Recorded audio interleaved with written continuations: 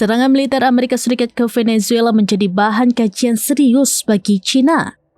Sebagai rival strategis Washington, Beijing disebut tengah mempelajari taktik yang digunakan Amerika Serikat dalam melumpuhkan pertahanan negara Amerika Latin tersebut.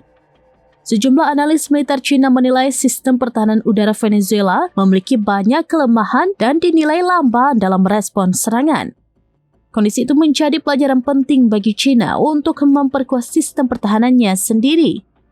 Dikutip dari South China Morning Post pada Rabu 7 Januari 2026, Venezuela diketahui mengoperasikan berbagai sistem pertahanan udara, termasuk S-300VM dan Buk M2 buatan Rusia serta radar CY-27A produksi China.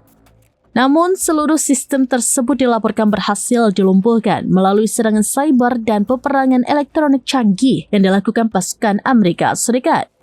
Kondisi itu membuka jalan bagi pasukan elit Delta Force Amerika Serikat yang mengeksekusi operasi penangkapan Presiden Venezuela, Nicolas Maduro dan istrinya, Cilia Flores, dari kediaman mereka di Caracas pada Sabtu 3 Januari 2026.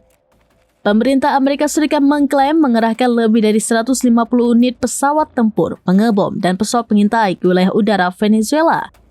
Armada tersebut digunakan untuk menciptakan jalur aman bagi helikopter, sekaligus melumpuhkan radar dan baterai rudal pertahanan secara sistematis. Analis militer China Fu Qianxiao menduga radar pertahanan udara Venezuela sengaja dimatikan atau terganggu akibat serangan jamming. Menurutnya, sistem S-300 yang secara teori harus berada dalam status siaga tinggi kemungkinan tidak aktif atau tidak mampu mendeteksi helikopter yang terbang rendah.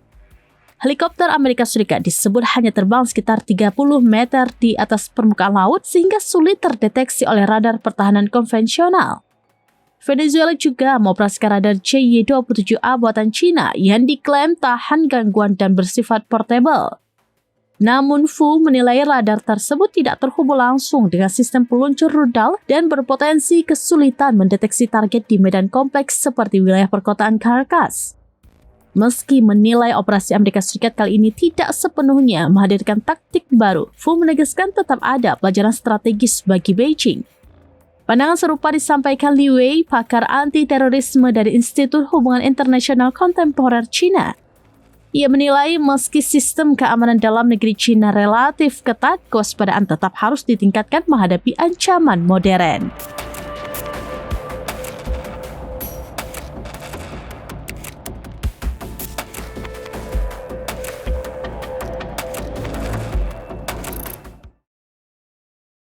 Download Tribun X sekarang, menghadirkan lokal menjadi Indonesia.